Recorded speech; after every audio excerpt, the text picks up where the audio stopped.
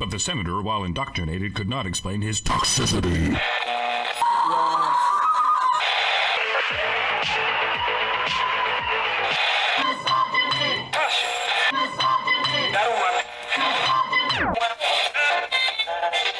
You should not listen to men's rights advocates if you want to know what they have to say.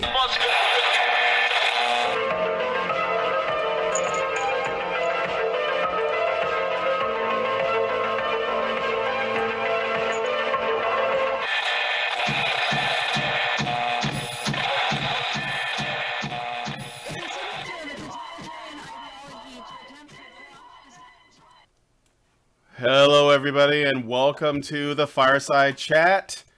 This is number, what are we on? 72! I remember because in Chicago in 1986, we had our NFL champions, the Chicago Bears, and on them was, well, I was just a kid at the time, my favorite football player, the Refrigerator Perry, whose number was 72. So this is number 72, the Refrigerator episode.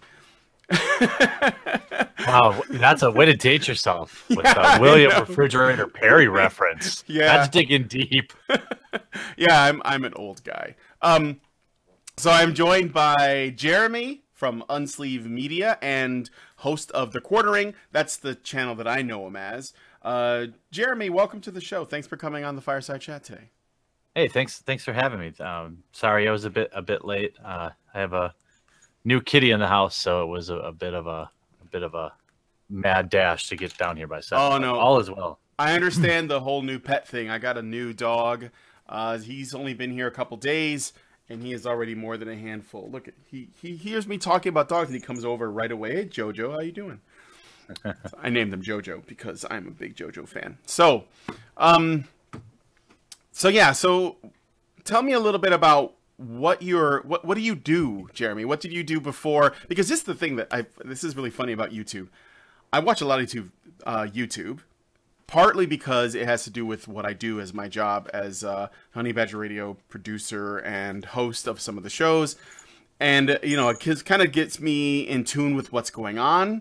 And then I inevitably get recommended to videos by channels I've never heard of, which inevitably leads me to talking to those people. So it's interesting because I came across your videos as recommendations based on other stuff I watched. Like I watched, you know, all the MythCon stuff, and I've been involved with Comicsgate, talking with, I don't know if you know about these people, but Diversity in Comics and Micah Curtis and Mim Headroom and stuff. Yeah. And of your course, boy Zach. The Sunny your boy Zach. That's right. That's right. It's Purse Puppy Squad, you know, shout out. Right. So Squad represent. Yeah, and it's funny how it kind of connects everything together. Of course, I used to, and I'm just gonna, this is not entirely on topic, but I just want to point out how I found you. So I used to do a regular show with a great YouTuber and a great chick that I knew named Bunny Blackwell. And I was a big fan of her content. I watched it, you know, whenever it come on. And then Bunny, she took a hiatus and she's kind of indefinitely not going to be on YouTube because she's focusing on her own stuff. She's still a student. She needs to finish. So I missed that because she had the sciencey brain that I liked, and we did a lot of great work together. And then it was so strange. Shortly after that, I came across Aiden Paladin. She just popped up as a recommendation, and I started watching Aiden, and I was like, this is like the same thing. She's like, she feels the same need, you know, except that Bunny was more biology and Aiden is more sociology, but still great. And so inevitably, just from talking with these great people, I love Aiden, I love Micah Curtis and Mim. I've known him for a few years now, and Diversity is great and everything. Your content started popping up, and you were talking about stuff related to people I've spoken to with Sargon and with, you know, the comic stuff and other sort of, I guess you could say, cultural issues that you are concerned with. Mm-hmm. And I didn't actually know that you were having your own struggles. So when I'm sorry, the dog is making noise in the background, guys. So, when I found out that, you know, that this was going on, which I would say I saw a stream that you did There was one with Bering, and there was one with Aiden, and it was actually the one with Aiden that got my attention. So I was like, oh, and then on top of that, and this is something we'll get into, Nick Redding, who is somebody who I know from Canada, and he was also an MRA that did Men's Rights Edmonton, and lots of great work with that a while back. He reached out to me and he was like, you got to get this guy on because this situation is a lot like the situation that you guys have been through, which you and I talked a little bit about before. So, and I think it is related, and I want to get into that. But first, I think that we should probably get the other people that are watching the stream right now, if they don't know, kind of caught up on what's going on with you and what's happened. Because they're probably wondering why this is, why you're on the show. And I didn't even get to that part. Yeah. Yeah, no problem. Well, I mean, do you want to take that, or do you want me to? Yeah, no, I'm going to give it to you. But first thing is, I guess, what is it, before all this happened, what did you do? Like, what was your YouTube channel about? What were your, what was your thing? And what is it you do? And then how you sort of, get to this point. Sure. So I'm actually going to kill my camera and see if that helps with some of the buffering that's going on. Apparently. Are you having, oh, you know what? YouTube is just terrible with buffering. You can cut it off. I don't think it's going to change that much. Oh. I don't mind the camera personally. And guys, if you're watching this and you're having a lot of issue with buffering, and I know that that's a problem, it's because, well, I don't know for sure, but it seems to be because I'm using open broadcaster software, and I'm streaming to multiple platforms, not YouTube alone. So I'm streaming to 2 YouTube channels, Facebook Live, Periscope, Ustream, live stream, and also Twitch. So if you're having issues, I found that Twitch is the best for handling that, because normally when we do the other shows, we don't use a camera and we still have buffering problems. So try just going to Twitch. There's no issues. Fiona Johnson just said there's no buffering issue on Twitch. It's twitch.tv/Honey Badger Radio. So you can just go there and watch it. And I still show anybody who comments, you guys can still donate, do whatever. So that should be good shit. So yeah. All right, good.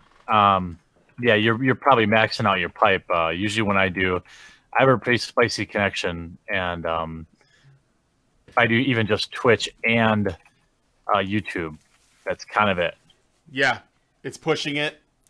So I need to get a spicier connection, is what you're saying. Like crazy, like fiber optic cables and T3s and whatever it is that, Wizards of the Coast has, I guess.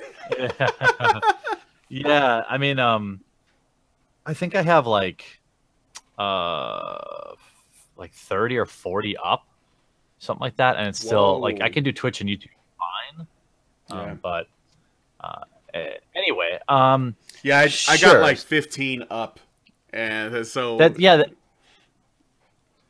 feels like it should be enough for both. But yeah, I mean, I'm looking at Twitch now; it seems fine. In general, I've had a lot of different YouTube channels. This one in particular, the one embroiled in controversy, is Unsleeved Media. It's essentially just covers one trading card game, Magic the Gathering. Yep. It covers other things, but I built the channel on the backs of Magic the Gathering, basically. And I cover occasional things here and there, but usually my audience isn't really super interested in it when I mix it up, but I still try to. Right. And I've had some run-ins in the past. I mean, I would say it's fair to say that sometimes I don't think before I speak.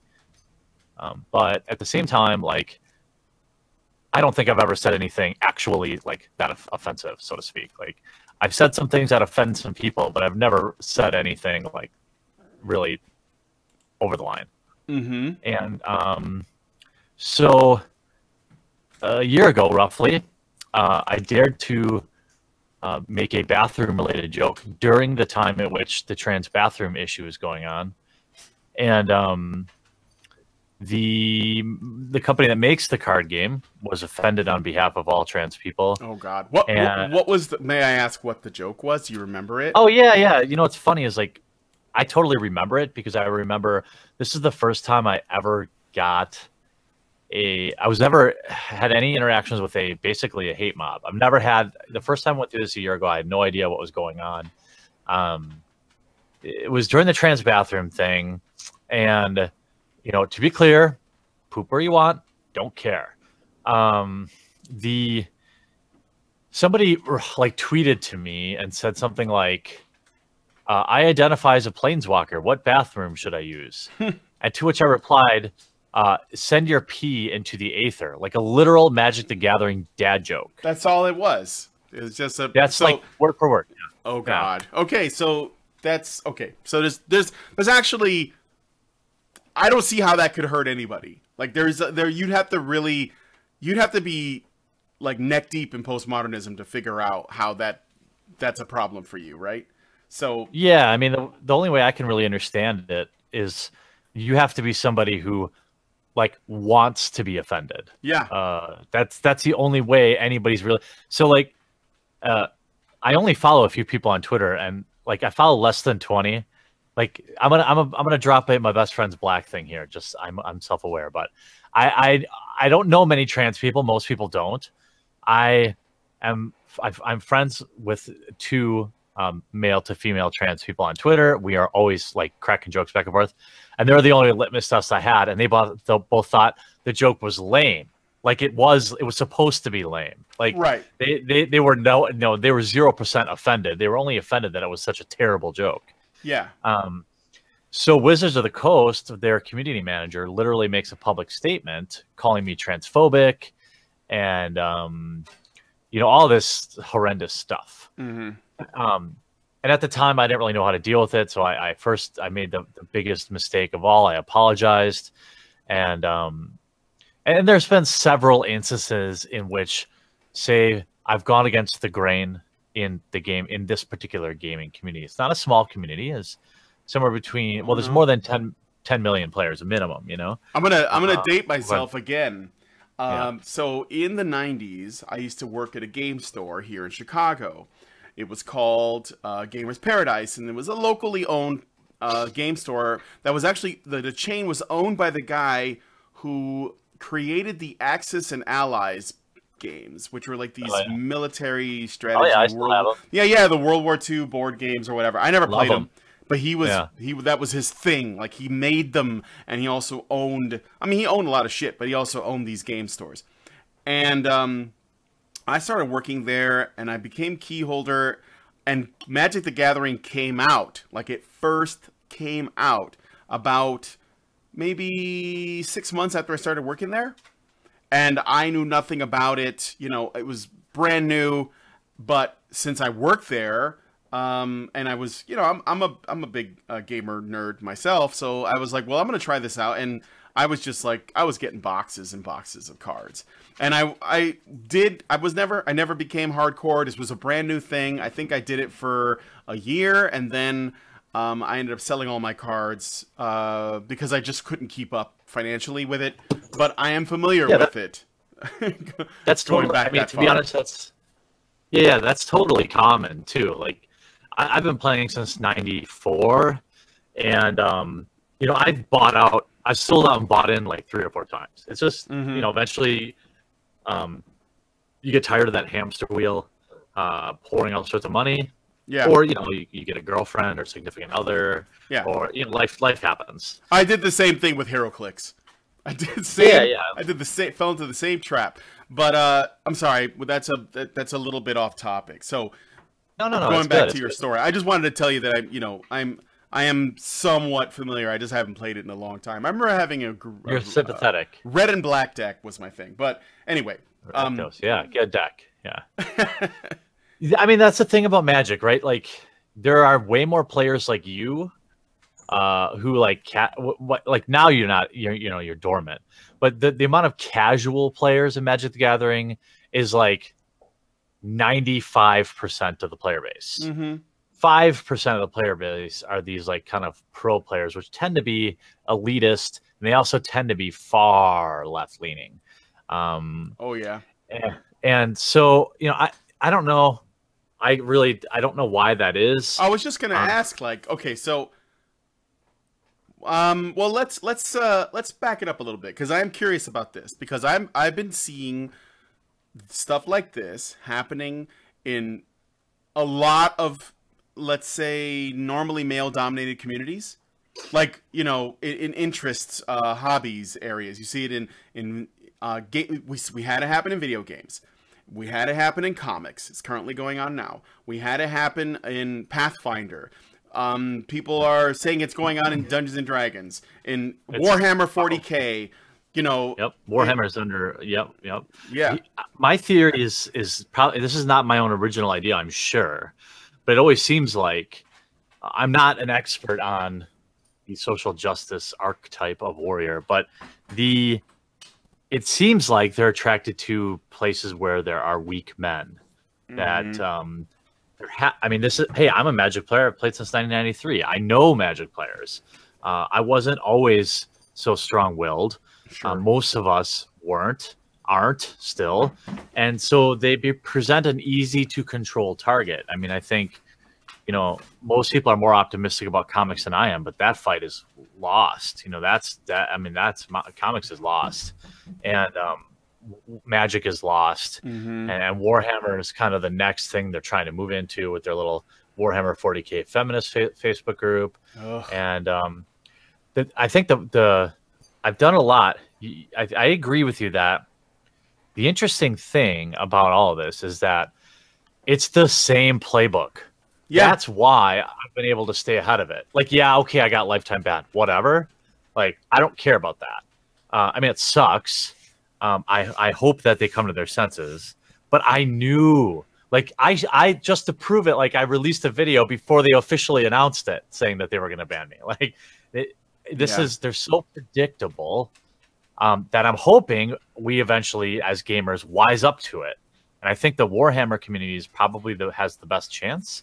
But it seems like they move in. People with this mindset will work for less money than almost anybody else. That's why, as Zach will say, you know, there's 5 of them living in their apartment, and their dad pays the rent as a pence to. That's how they fight the patriarchy or whatever. And they work for nothing. They don't care about the hobby. They care about getting their blue verified check. And then they care about, like, moving on. They want to go work at, I don't know, BuzzFeed or something. They want another job, but they're doing something like this. They don't care about it. It's basically like a means to an end. It's like a you know, it's just another sort of, like, you know, step on the ladder, as it were, while they're climbing to something else. Yeah, it totally is. I mean, in my opinion, and I really, you know, even as somebody who plays a lot of games, I really, really do hate gatekeeping. And I really, really do people that I really hate people that are like, oh, you're not a real whatever, you know?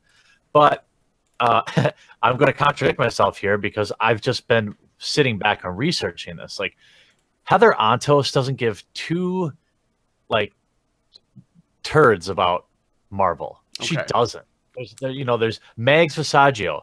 She does not care about comic books, period. Absolutely not.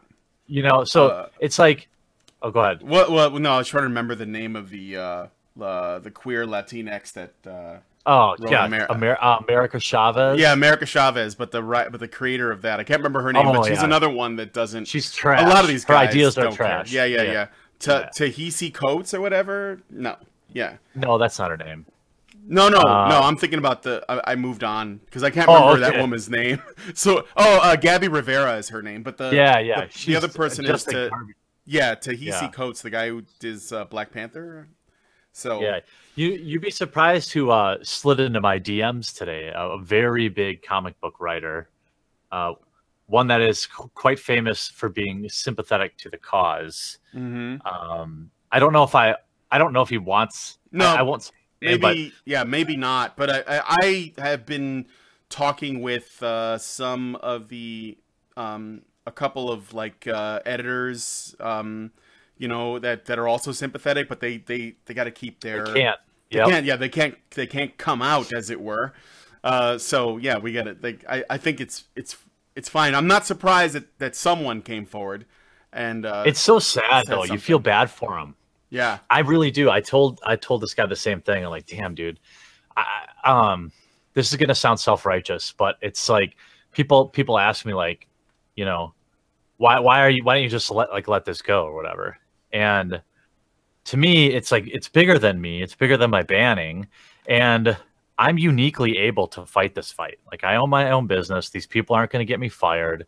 These people aren't going to, you know, they can't really, they can, you know, they've come after my Patreon unsuccessful.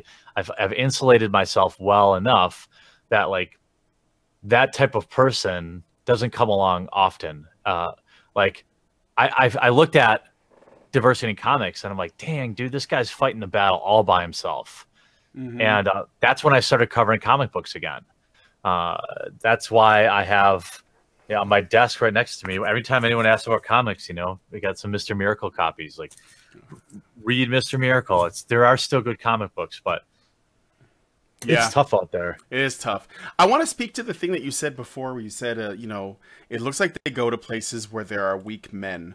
I think that there is some truth to that, but what I would add is, I think that's where they tend to, to get the most success. So they go to places where the men there are kind of, you know, on the socially awkward, nerdy side, like myself. I used to be really introverted and really awkward, and I was like looking for something that would, you know, I guess light my fire. And usually it was like creative, you know, areas that allowed me to engage my mind, and that was where I would go. So I got into comics and, you know, art and stuff like that. And that those people like to escape too, right? There's an element of escapism to these hobbies, so it's kind of a honeypot for people who maybe aren't in a great place, like from a self-esteem standpoint. Yes, but I also think that they actually don't often think about like targeting areas where the men tend to be more, you know, submissive or more willing to allow, you know, these people to sort of walk all over them. It just so happens that that's where they do well. For example, they also try to do that within the heavy metal community. Yeah, I remember. And we had Metalgate, which lasted about, I don't know, 24 hours. Because the people there, you know, and yes, there are nerdy metalheads, like, but they're not often the kind of, you know, they're not the kind of person that takes shit lying down, since that's sort of like in the spirit of the music itself, is that it's, you know, rebellious and it's in your face and it says fuck you. And, you know, so when these people come and they basically say, you know, and this is what they do in every fandom, and I've noticed that it is almost universally male dominated fandoms. Like, you don't see it happen in women dominated areas. There's no, you know, I don't know, like there's not many of them. That's the thing. Women, no, there aren't. Have a lot of fandoms.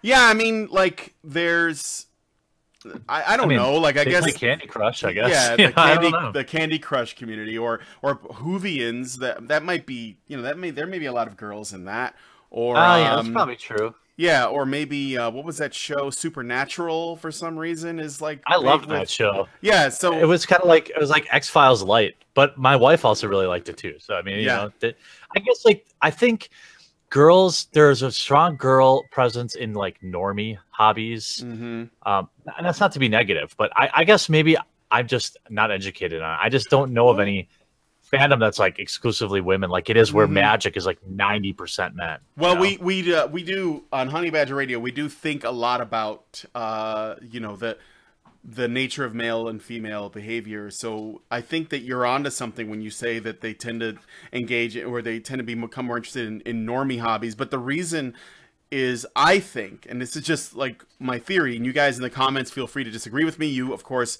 Jeremy, feel free to, you know, disagree with me too. It's fine. We're just talking. Women tend to take interest in things and become, you know, sort of passionate about stuff that is socially safe.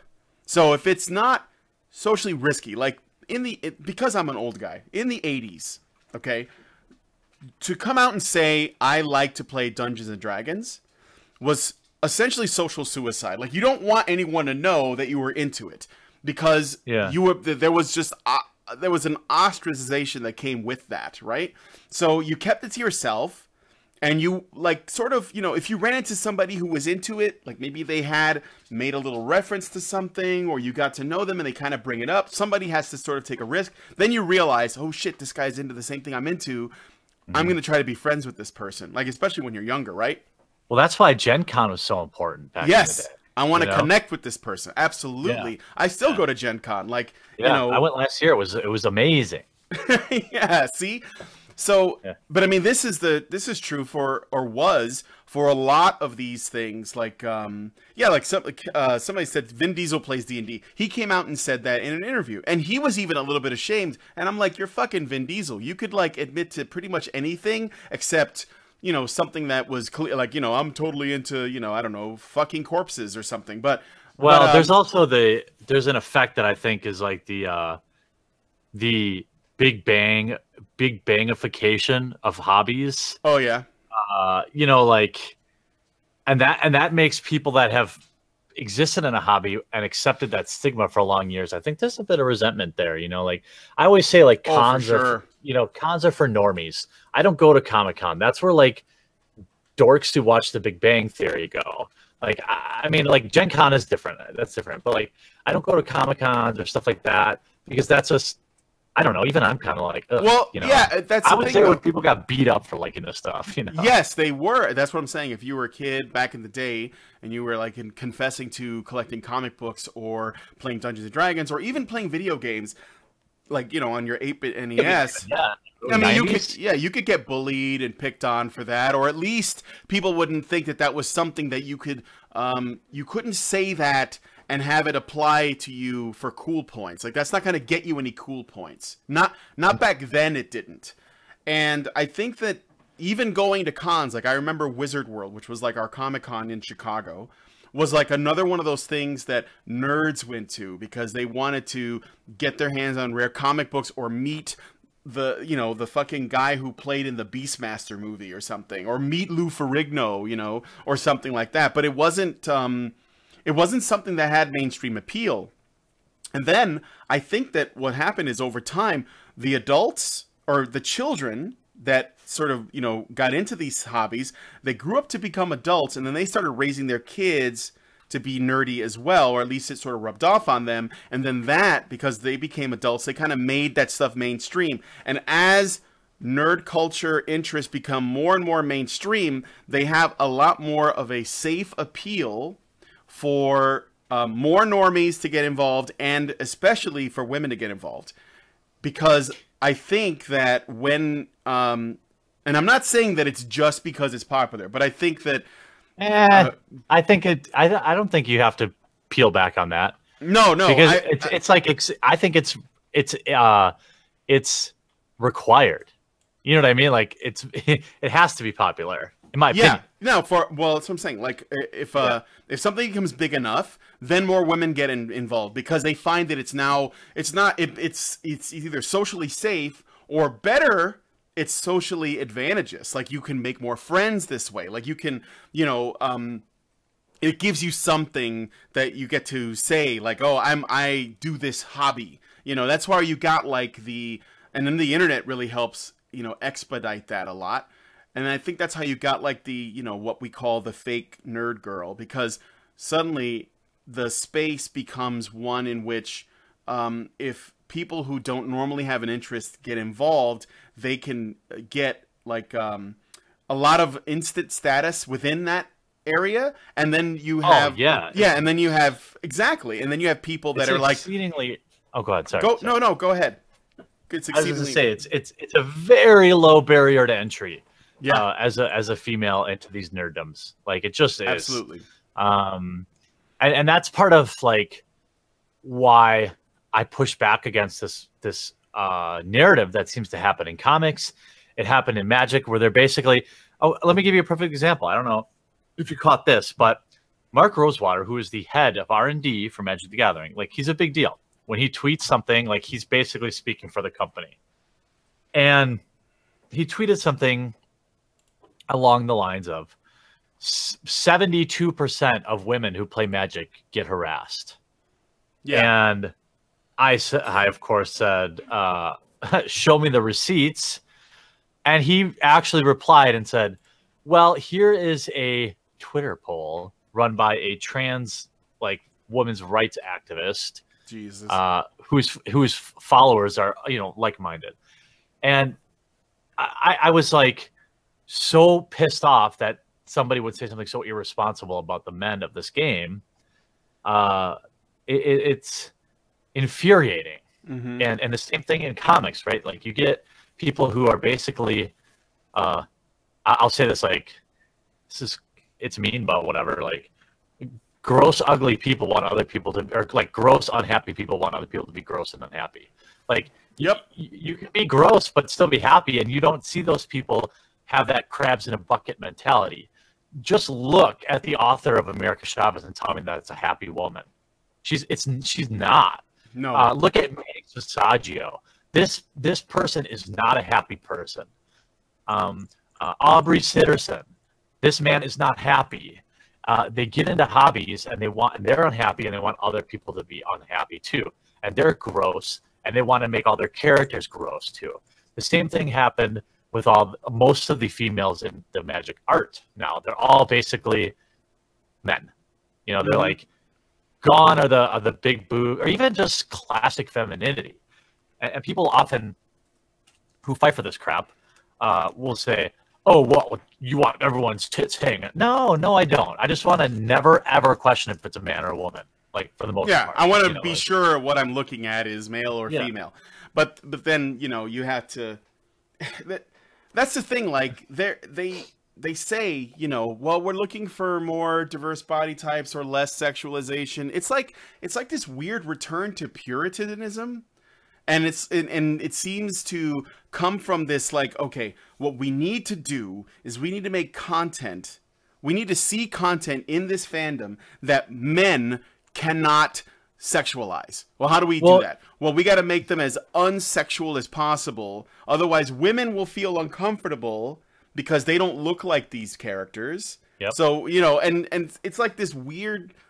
But it's totally not true. It's like their own insecurities, because absolutely the women that I talk to like voluptuous, good-looking women in comics. Like, I'm not gay, but I'm not for like the healthy at all sizes G.I. Joe. I want my G.I. Joes to be buff and like good-looking. Like, that's what, like, there's like guys like Spawn. I used to love the Spawn comic, not because he was like, it doesn't have to be that way, but there's nothing wrong. And every woman that I've ever talked to that isn't whinging about how the art is in a particular card agrees with me. Mm-hmm. They're like, I don't want these frumpy looking people.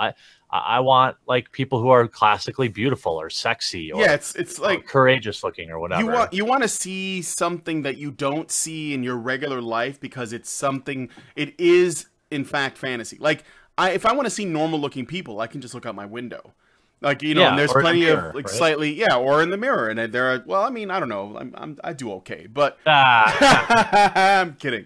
But I'd look out my window, and I can look at regular folks. But when it comes to comics, when it comes to video games, when it comes to escapism, you want people tend to like to look at things that are aesthetically appealing, and that means that those people have to be idealized. It's like something that you aspire to. That's why superhero comics are doing so badly, because with these social justice warrior writers, they think that the important thing is to write them as though they reflect the essentially the lowest common denominator of their audience, instead of the thing that is almost unattainable. It's so admirable. Like, you put it up on, it doesn't have to be on a pedestal, but you look at it, you say, shit, man. Well, that's I apologize for the language. I noticed that you were kind of guarding your language, but well, that's your channel. Like, if you swear, then I swear. This is just like one YouTuber to another. Go nuts. Go nuts. Don't censor yourself. But yeah, you want to see something that tells you, oh man, I want to be like that. It's like they're meant to be inspirational. When the Greeks told stories of Heracles and all of their like incredible myths, everything was incredibly larger than life. They never said, the Greeks, and they were big on the admiration of the human form and everything about humanity. They were big into that, and they even so much so they projected it onto their gods, and then everything that followed that, like just how big everything was. I don't think there were. I mean, if there were, they were probably silenced pretty quickly. But I would not expect that there was a group of Greeks that were like, I don't like that. Zeus and Perseus are so good looking and have perfect bodies. I wish that you guys would sculpt these guys kind of like with fat rolls and cellulite in their legs. And like, no, they didn't care about that. It wasn't about trying to be normal. It was about trying to capture something that is divine, something that is above that. And I think they really missed that point. And it's because, to your point, and it's something that I've said myself, it's because of their insecurities. They need to see themselves. It's like they need something that tells them you're okay the way you are. And I think it's because they're accustomed to hearing that. There's nothing wrong with you. You can do no wrong. You're a good person. You're a moral person. You're just fine. You don't have to change anything. You don't have to, work at anything. You're good enough. And I think that that's how you get to this point where you want to essentially enter a fandom, a community where people have interests, and some of them are enthusiastic and some of them are kind of casual, whatever. And you come in, and while everyone else that's done this has come in and they've essentially only become a part of it because there was something there that they liked and they wanted to get into it. And so they sort of formed their taste around what was available, or they left. If they said, well, I don't like any of this. But instead, these people come in and they don't like anything, but they want to change everything. So, these people also lack a lot of creativity. I mean, they're the type of people that want... So I have no problem with representation. I really don't. I don't believe it sells anything, but you can go ahead and pursue it if that's what you want to do. Mm-hmm. I have one question, or like one request. Can you please not be so fucking lazy as to like take an existing character and just make it a woman? Yeah. Or take an existing character and make them like a different race? Like, I have no problem with strong female characters in comics. What I have a problem with is taking fucking Thor and turning him into a girl and thinking that's doing anybody any favors. Everybody who liked Thor hates it, and people who wanted strong women don't like it either. So like, because these people aren't creative, like, they can't write a strong woman character because they themselves have no frame of reference for it. That female Thor is like that whole creation is literally seizing the means of production and redistributing it to the people that they think need it the most. That's right. Yeah. Fair point. Yeah. Against everyone's will, and like telling everyone they have to like it. Yeah. And what's interesting about, this is something that doesn't get pointed out a lot. Marvel doesn't give a shit about Marvel Comics. They don't. Mm-hmm. They only care about maintaining their licenses. If they cared about selling comics, their comic book characters would look like the people they put in the movies.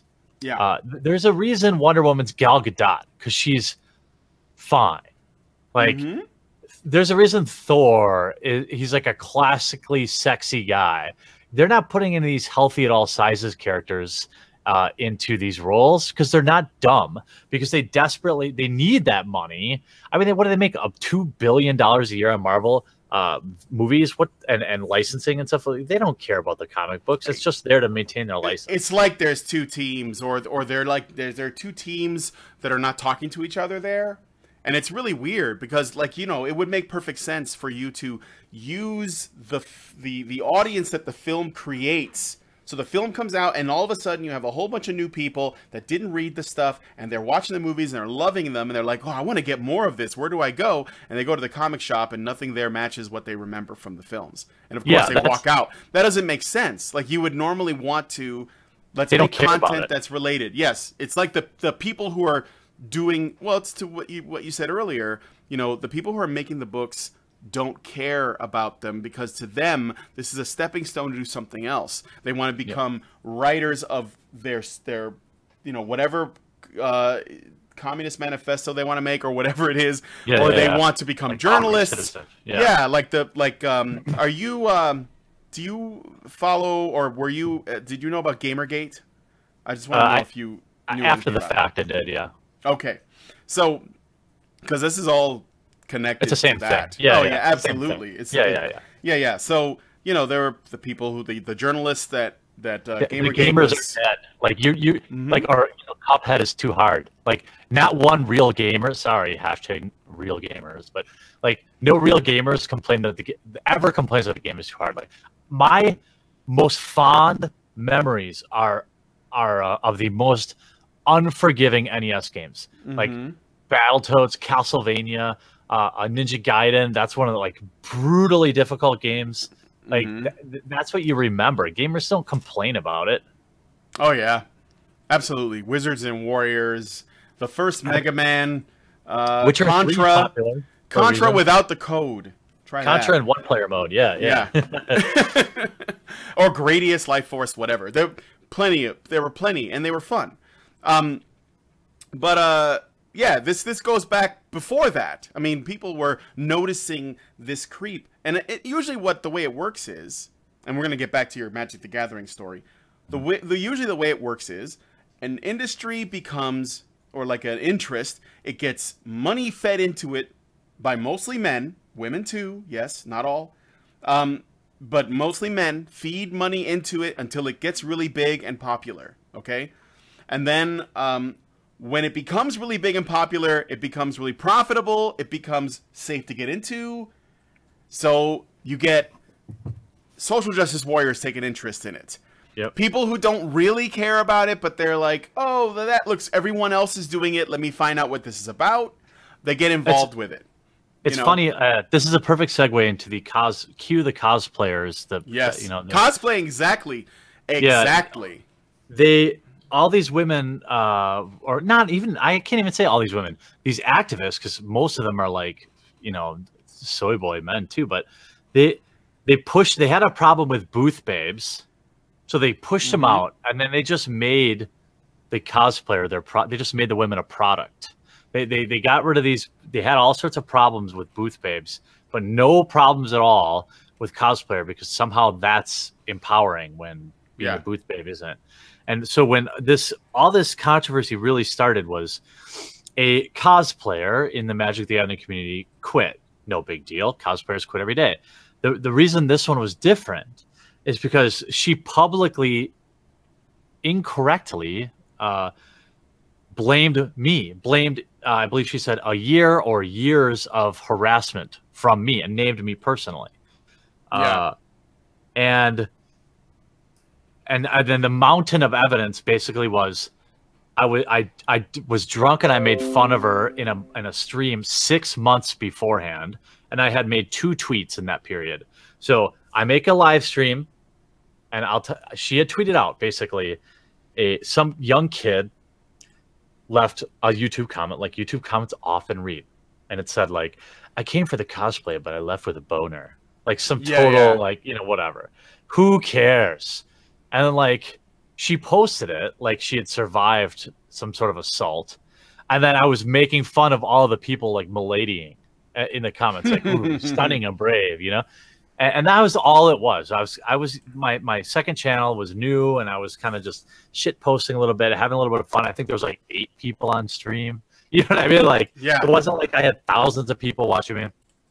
And anyway, 6 months pass, and then she, out of the blue, says that she's quitting because I'm harassing her, and cue the Listen and Believe campaign.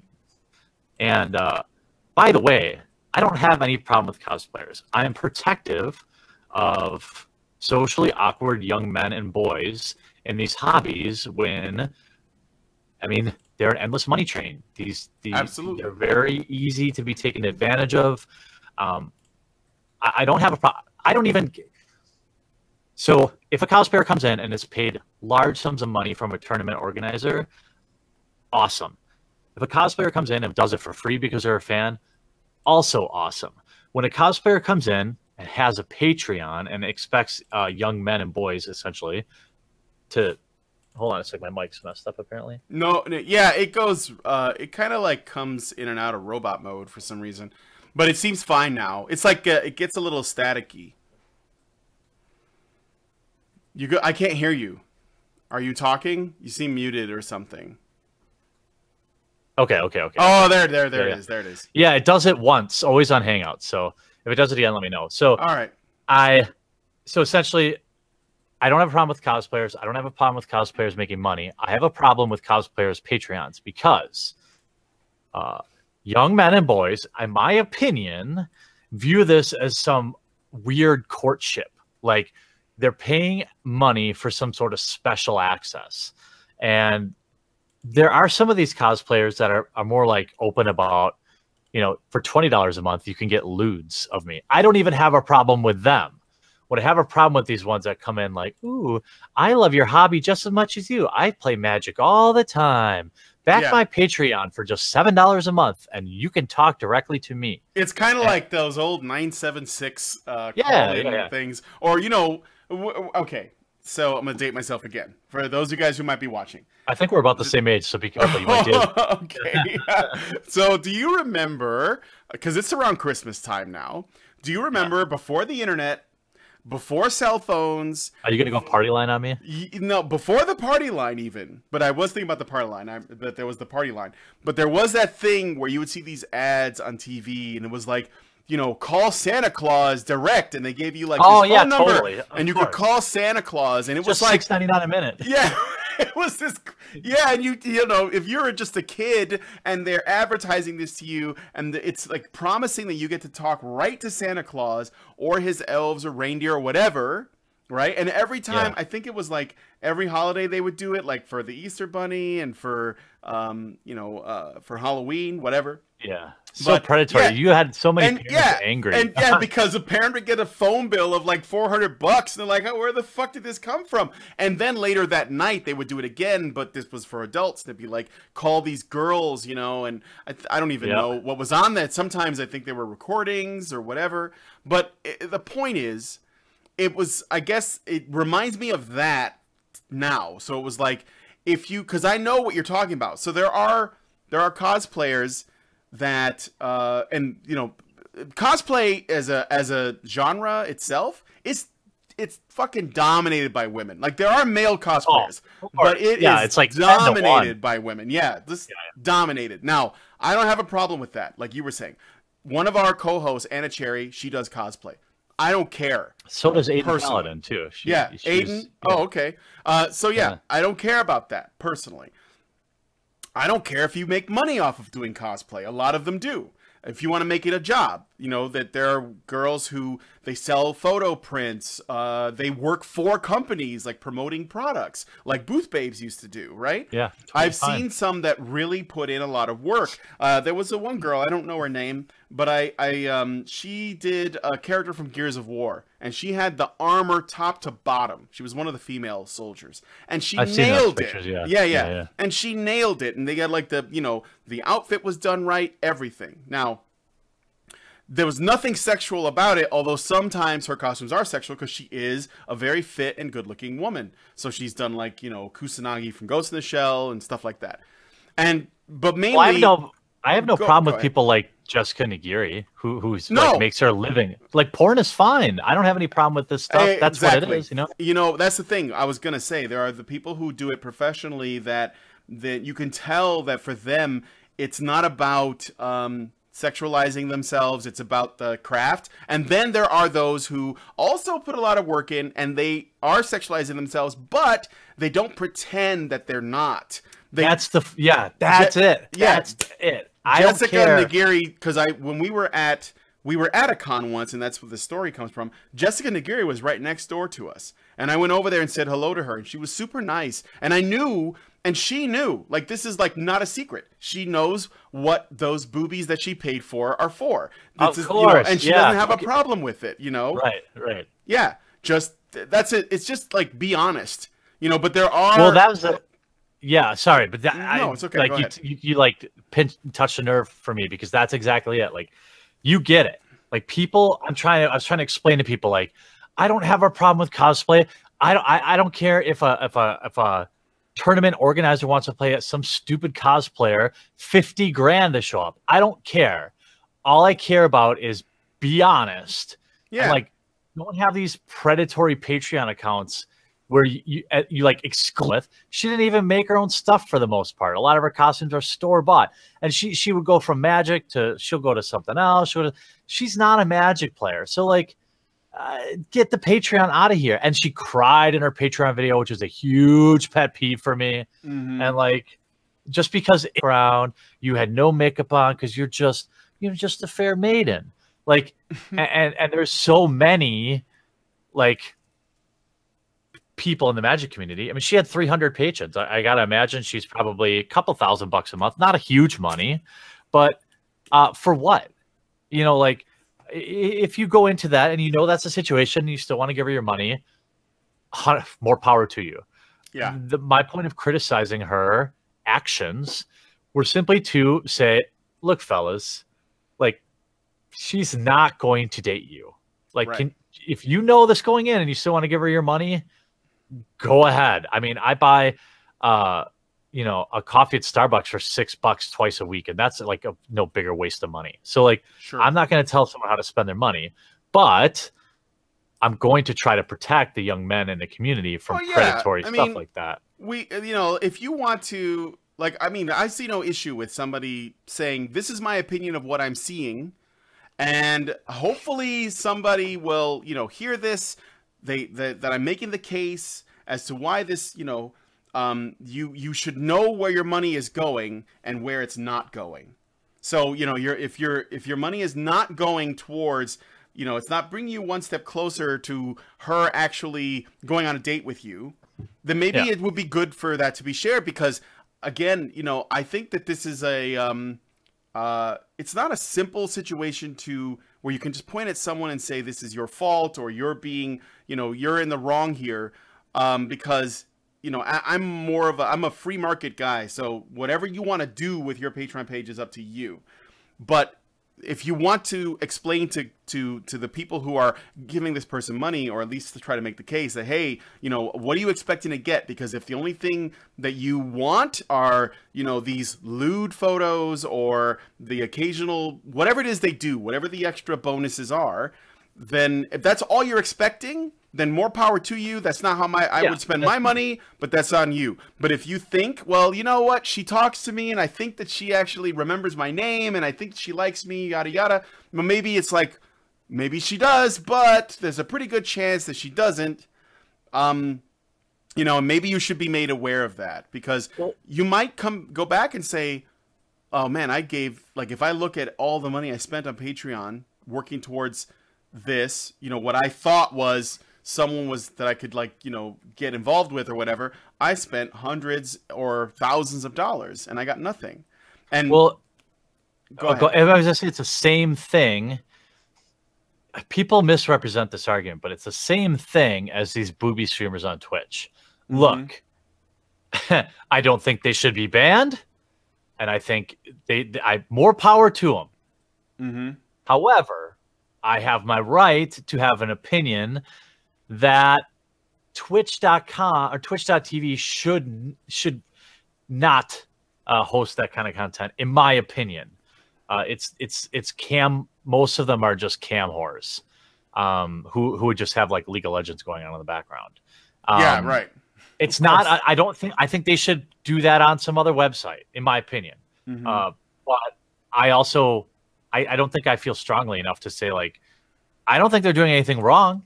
Right. They're following the terms of service, but I also feel like they're taking advantage of thirsty young men. I mean, when you see some of these girls getting $1,000 or $2,000 donations, these guys are not. That's what I'm getting at. So, like, the thing is, they're gonna have sex with them, you know? Yeah. The thing is, it's not the girls that makes me upset, because I get it. It works for them, and they're gonna do it, and it makes them money.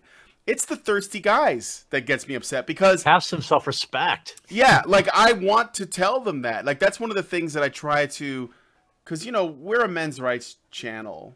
That's our focus. But you know, legal rights is one thing, but there's a culture too that we want to talk to. And a lot of times what we try to do, or at least this is the thing that I think is important to me. All right, so I don't want to speak for the other Badgers, because we all have slightly different views on various things, but we're kind of, you know, we're heading in the same direction, but we may have like slightly different views on shit.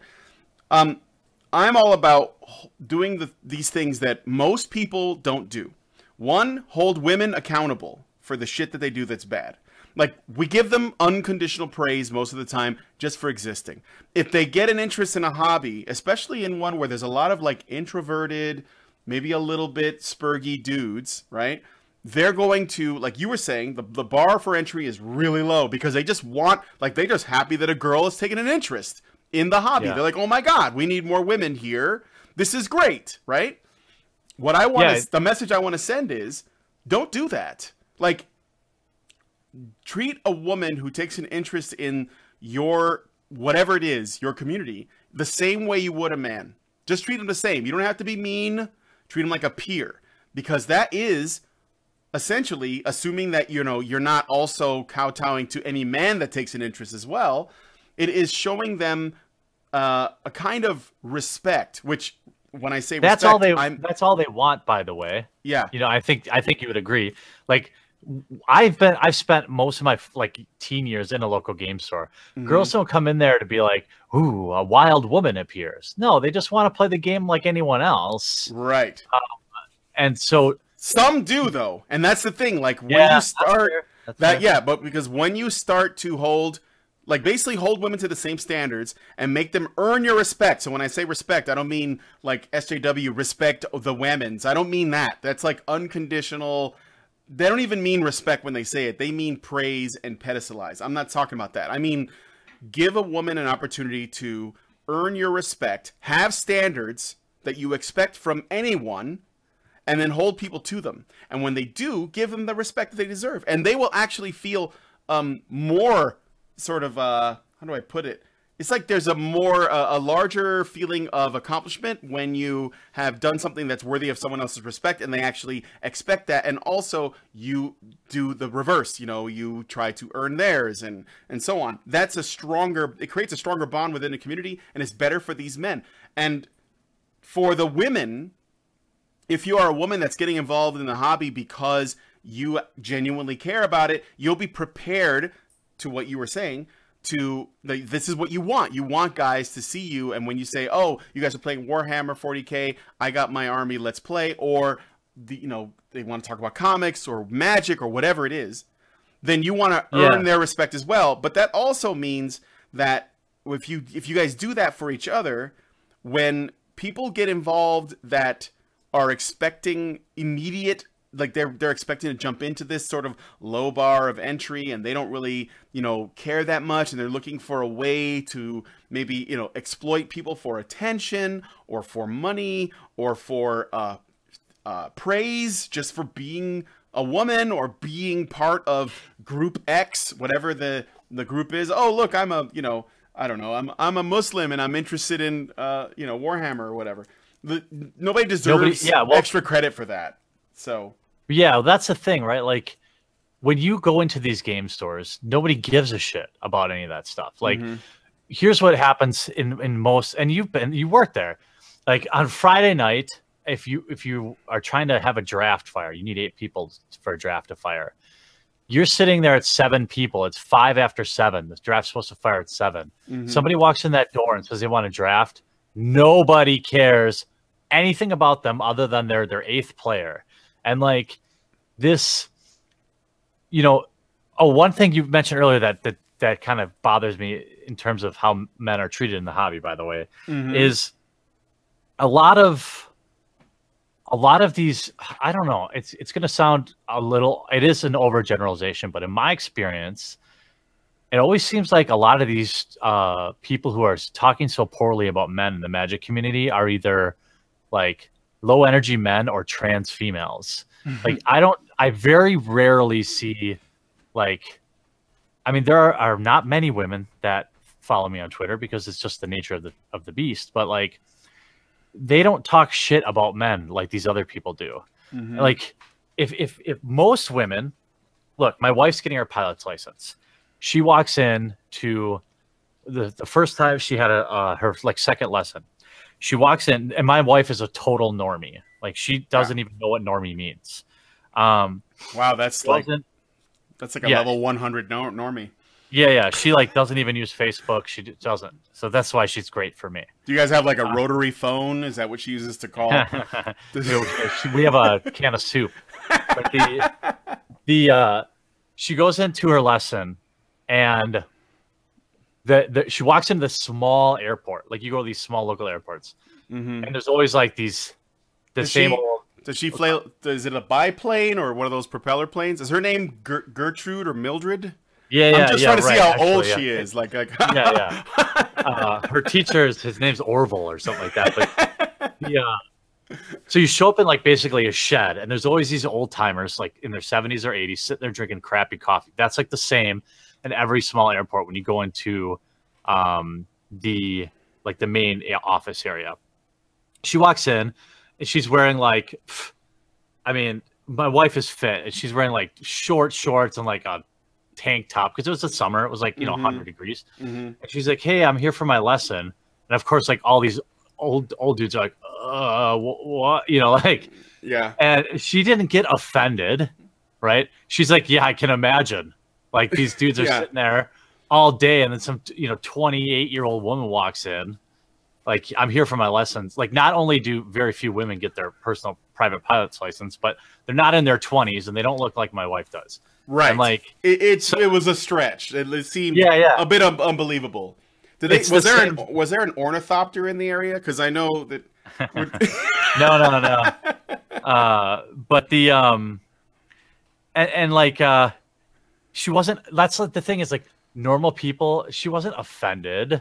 She was like, "Oh my God, you should have seen these guys." They were looking at the floor, and I was like, "Yeah." And then like, but then you have that same run in the Magic community, and you'll see all sorts of articles about how, like guys are toxic in the local game store because it's like they have no self-awareness that I'm sorry, but it is rare for a girl to come in and play Magic. It just is. You expect everyone to act like it's another fat neckbeard, and especially if she's good looking, it's really weird. It just is. It just doesn't happen. That doesn't make people evil. No. And a lot of these women will like shy, like, they were all so creepy and awkward. It's like, get the fuck out of my hobby then. Get out. Yeah. Like, get out. Go play something else. Go play tennis. Yeah, I would echo what you were saying. Like.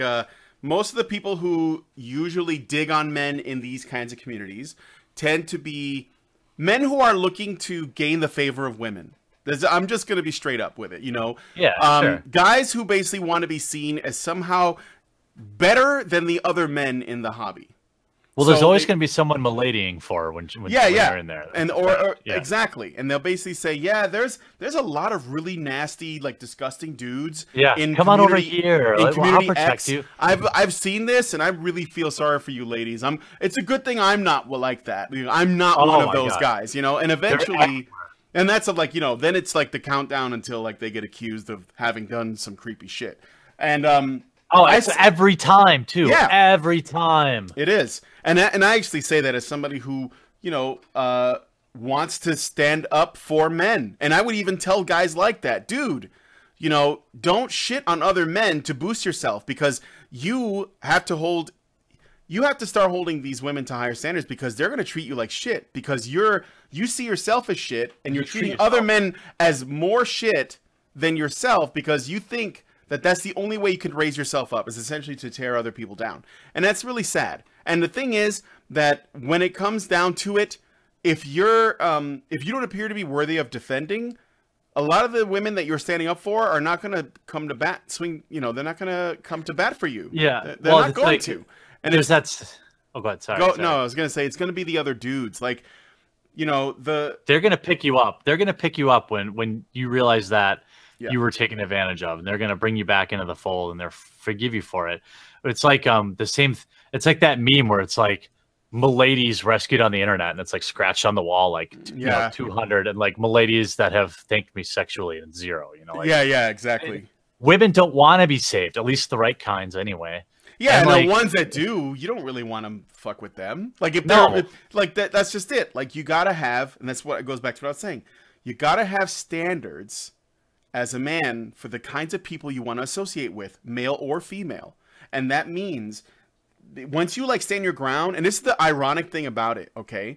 If you're the kind of guy that has learned to tell what a thought is from an actual decent female human being, Once you can like just make that distinction and you hold people to those standards and you establish your boundaries and you essentially, this is without force. Like this is the difference between being a nice guy and being a good guy. This is something that I've talked about. A good guy holds people accountable. He is nice to those that deserve it. And he doesn't give that to people who don't. A nice guy tries to be nice to everyone because he wants to be liked really, really badly. And that makes him not a real, genuine person, and people can see through it. When you go into a grocery store or any store and people are aggressively friendly to you because they want you to buy something, but they act like they're your friend. That doesn't work. Thing. That actually only succeeds in annoying people because they feel it's dishonest. And so if you're just like if you're a person that treats people the way that you want to be treated and you hold them accountable when they don't, and you turn away, what a thought looks like and sounds like and talks like, what a dude that you don't want to hang out with that is not going to, essentially, is not going to meet your standards of what you want from a friendship or interaction or whatever. And you can make those boundaries known. The ironic thing about it is, more women are attracted to that, so you're going to actually attract people. Do you know how many women reached out to me when I called her out? Many. I bet. You know what I mean? Like, female players don't like that either. Like, especially there are women in my game, like for example, like Aiden Paladin, who I don't know if she would call herself an MRA, but she, I don't know, but she's at least. We've had her on many times. The thing is, for us, the MRA label, we don't really care if anybody takes it. I personally don't care if you call yourself one or not. Like Cassie J, for example. You know who Cassie J is? Yeah. So Cassie J, she made the Red Pill. For those of you guys who are watching that may not know, it was a documentary where she was going to expose the men's rights movement, and as she got more and more involved, she realized that they actually had a lot of really great points and that feminists were wrong about them. And then she found out by the end that she no longer identified with the feminist label. But I got the pleasure of talking to her a couple of times on a few occasions, and I asked her, do you consider yourself a men's rights activist? Now, I wasn't saying this because I wanted to convince her of anything. I just want to know what she thought about the concept of labels in general. And she was like, no, not really. Like, she's like, I'm questioning the whole idea of labels. So she's like, I don't want to call myself anything. And I was like, you know what? It doesn't matter to me. I don't care, because at the end of the day, by making that movie, you have done more for us than most people who do call themselves MRAs, right? And I think that, for me, that's the thing that makes men's rights activists distinct from feminists, because feminists insist that you call yourself a feminist. They don't care what you do. They care that you call yourself a feminist. That's like the only thing that matters to them, is that, do you have the label? Even if you agree with... well, that's because their whole world is labels. Yeah, it's all about labels. It's very important. The only thing feminism wants to do is perpetuate more feminism. That's the only goal it has. MRAs, at least in my opinion, shouldn't care and don't care if you call yourself an MRA. They only care if you care about men. That's it. You don't have to call yourself shit. Just, do you. And like in your case, you say, I'm protective of the men in this community. Maybe I was that guy, right? Maybe that's where that comes from. Because for me, it is. Yeah, I think the goal of any movement shouldn't be to have more people in the movement. It should be change, right? And absolutely. So, the goal of any movement should be to make itself obsolete. So I think I've thought about this question quite a bit in the recent past, because I find myself sticking up for like young men and boys in the Magic community a lot, and in hobbies. And that's why I make videos like that, where I'm like, hey, beware, be gone thought. And like, if you want to ignore me, and give her your money anyway, that's okay. But I bet you there's at least a few people that were on the fence that were like, you know what, he's probably right. She probably doesn't care about me. She probably just cares if I pay her money. And that's a win to me. Like, I'm not going to be able to keep people out of taking advantage. It's just, hey, one down, that's fine. I'll go on to the next one. Absolutely. I didn't want her to leave either. I never said that. Never said that. Didn't want her to leave. Well, I mean, I think that Count Dankula was onto something when he basically said that the reason for her dramatic exit wasn't because she felt pushed out, but rather because her Patreon was declining, and like, you know, it was one of those like, oh, I need to do something, because this works for it works every time. It works for women really well, right? Like, and I'm not saying that this is what women do. Obviously, that's not true. But because women that are watching this, you know that there are women that can do it and do it, and they play the victim, and it gets them money. Zoe Quinn did it. Anita Sarkeesian did it. You know, there are plenty of women that do it. They know it works, right? Did you see how sad? How sad is she right now? No, I'm talking like Anita. Yeah. She doesn't even care. She puts out a 60-second video asking for what I interpreted as 25 grand a month in support. It may have just been 25 grand, but it was like, she's so sad. Like, there's no way she got this. No. And well, she had her needs 5 it. minutes in the. Yeah, she needs it by the end of the year. Right. I watched her video, and she needs it by the end of the year. I couldn't tell if it was. Oh, okay. But so maybe it was just a one-time cash raise. But like, I'm so happy that people are just like, nope. You know what? Everyone, she was one of the greatest manipulators of all time. One of the greatest grifters of all time. She convinced an entire, like, a huge population of the world that to give her money, and she never gave what she promised, and nobody cared. Yep. Like, she got on the she was a millionaire. Yeah, she got on the Colbert Report for it. Fucking intel, and nobody cared. You know. Yep. But that's it. All she had to do was cry victim, and it got her more money. And then, you know, Zoe Quinn did it. Brianna Wu tried to do it. She injected herself into everything. You know, she's so gross too. She's not only is she gross, like, hey, objectively, in my opinion, she's gross. Yeah.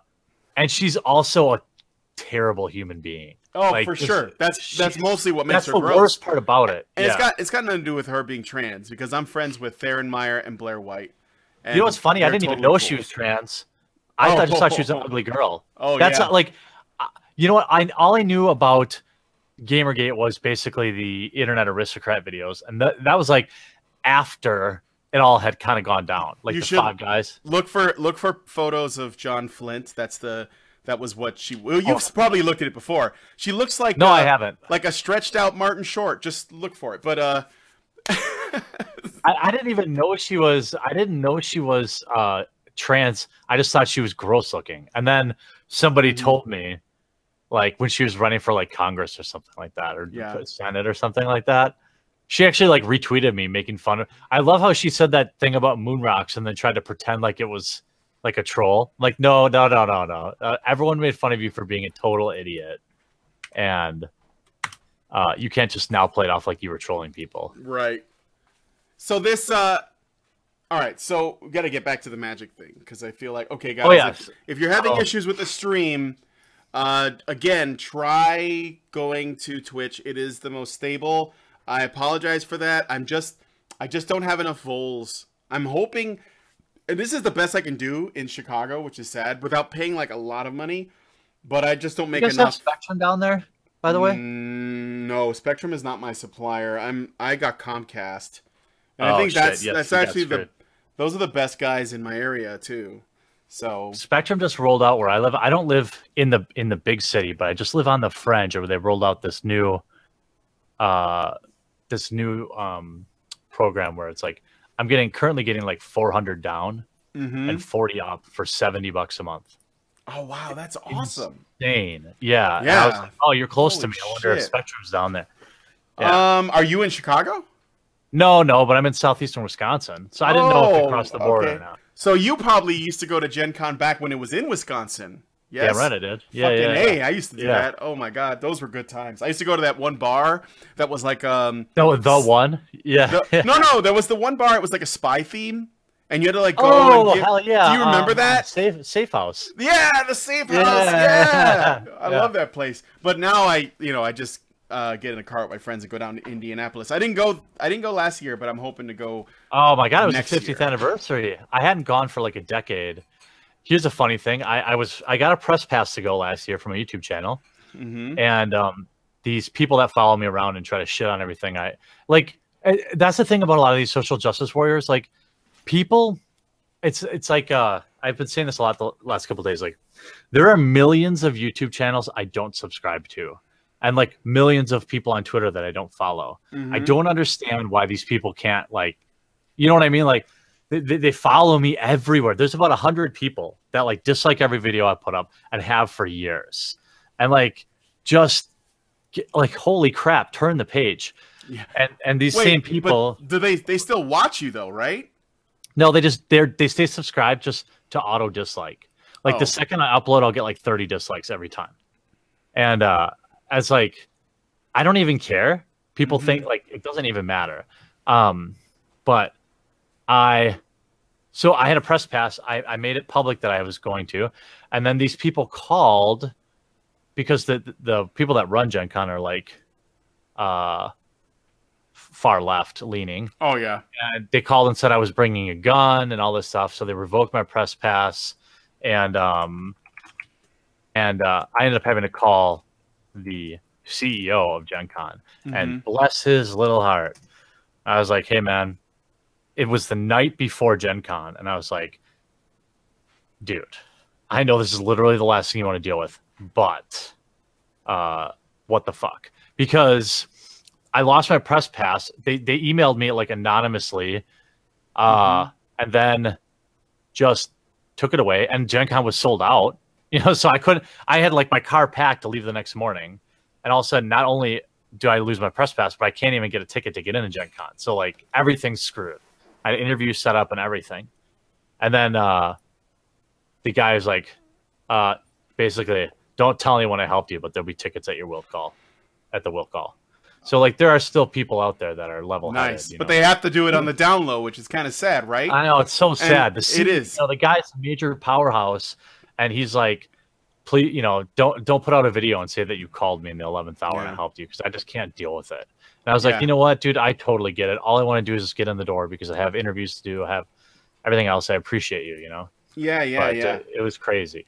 So, you know, we noticed that the trend is there's a lot of these, you know, spaces, they are run, or they seem to be run by far left feminist social justice warrior types that have, they're, you know, zero tolerance for people who don't subscribe to their worldview. They see threats where none exist, like with you, right? Or with guys like me, or Diversity in Comics, or whatever.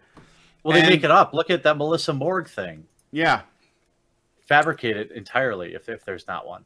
Well, I think that there's another level to it, and I think that what I've noticed is, social justice warriors tend to see threats where a normal, reasonable person does not, and I think part of the reason is that they have this way of reading into what is said or what is shown, or what they see, and they seem to have a preset, like, hamster wheel going on that basically tells them that everything that they see or experience or hear or read on the internet should be interpreted as in the least favorable way possible. Well, here's the thing. I posted a picture of a weapon, a firearm that I legally own, and people sent this to Gen Con and said I was threatening to bring it to Gen Con. Yeah, exactly. Like, yes. I'm like, what are you even talking about? You know, and then I was talking to the guy, I was like, please just do me a favor. Here's my Twitter. This tweet is from like 2 years ago. You know, like, and it's obviously not me saying I'm going to bring a weapon to Gen Con. It's me saying like, hey, look at this new thing I got. It's kind of nice. Yeah. This is why they use the term dog whistling.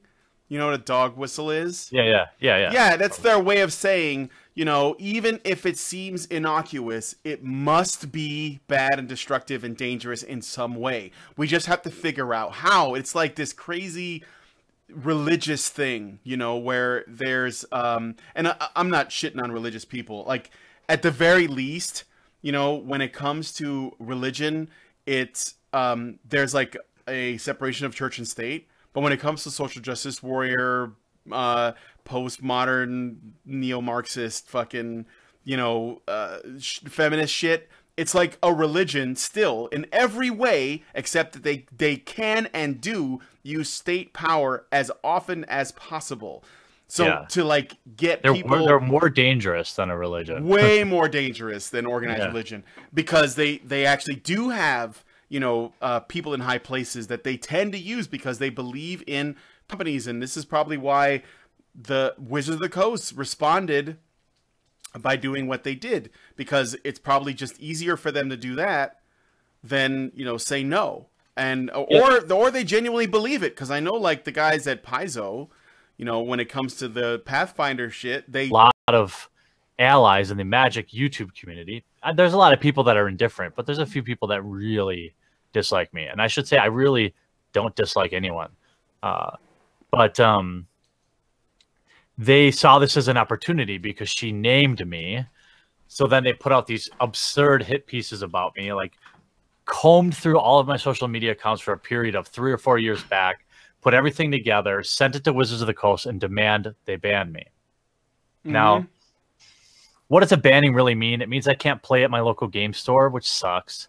It means I can't play in a big tournament, which is less of an issue. But also they closed my online account and stole, in my opinion, my entire collection, which was worth hundreds of dollars. So they just closed my account and took back all of their cards and actually had about $100 in in-game currency in there that they took. Seems to me like the absolute bare minimum thing you would do is make some sort of refund concession. Yeah, absolutely. I would think, you have a EULA that I signed in court, maybe you make it stand, but just to not look completely stupid, you say, all right, well, we valued your account at $500. Here you go. Like that just seems like the right thing to do. Even if I was like a convicted murderer, they would owe me that. Like, it's still my money. Yeah. And now forgive me if you didn't already say this, but Wizards of the Coast, they did this. Did someone blew the whistle on you and they responded by doing this? Is this kind of like, okay. Yeah. So somebody, I mean, this is the second or third time they've tried to get me banned. And I should say, as correctly pointed out in chat, I cannot play in sanctioned events. That means like Friday Night Magic or pre-releases. I can still play at my local game store if I want. I just can't play in like organized events. And it's something I cover for the channel. So that does suck. And I travel 3 or 4 times a year to these big tournaments. I participate in them. I give video coverage. So this is an issue. They also stole my collection. This is an issue. So I gave them an opportunity via email. I mean, the evidence they sent me in their email of their investigation, like 2 of the 10 images were actual, like literal Pepe memes. That I had posted a Pepe meme on my personal Twitter 2 years ago was one of the 10 pieces of evidence they sent. This is absurd. It was like a kangaroo court. These content creators who are close with Wizards of the Coast have wanted me gone for a long time because I'm critical of them and at times probably mean about my criticism. And not always, but sometimes I can put a little extra salt on it when I probably shouldn't. So you don't make a lot of friends that way. But I'm not doing anything illegal or toxic, and it's certainly not harassing, which is what they keep saying. Like me making one video about you 6 months ago is not harassment. If I made a video about you every 3 weeks, it wouldn't be harassment. Like it's just not. And I'm allowed to critique things. It's like these people think sportscasters shouldn't have a job because what if the player goes and feels bad about a sports writer saying they didn't have a good game? This is like absurd. So ultimately, I thought they would suspend me for some amount of time, but they actually went full moron and did a lifetime ban.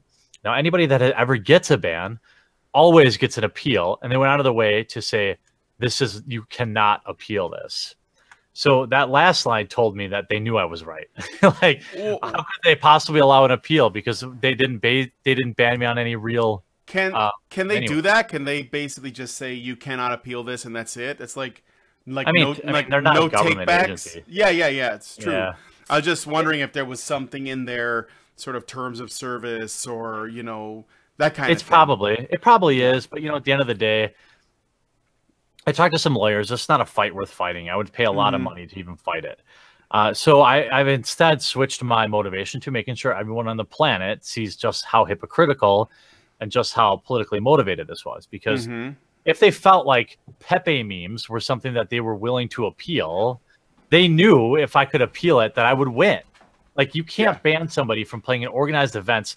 By the way, I've attended real life events for over a decade and never had a single problem, ever once. Not a single complaint, not even a warning. No judge has ever said anything to me. And that's in 10 years, hundreds of events. And they banned me from real life over these memes. Like, how could they have? I mean, if you're going to do that, then why even have an appeal? Because you know, everyone knows that you didn't give a shit, that you just banned me because you don't like me. You know, I publicly said I voted for Trump, and a lot of the people there didn't like that too. Oh no, that's what did it. I mean, it did put me in a lot of pressure at the time. Yeah, because they had some bullshit. Again, I don't care what anybody's politics are. To be clear, I don't care who you vote for. I don't care what you believe. I just want to play games. It's funny because it's a simple request. We've only especially from a company. Yeah, it's funny because we've only really started to care at this scale this election. Like, seriously, nobody cared before. Even if you know, whoever you voted for back in the day did not have the kinds of social ramifications it does now. No way, not even close. Yeah, it's crazy. It's almost like people. I mean, that's the whole hilarity of the polls. You know, that's why that fake newscaster guy, that John Pye guy, he's like, you know.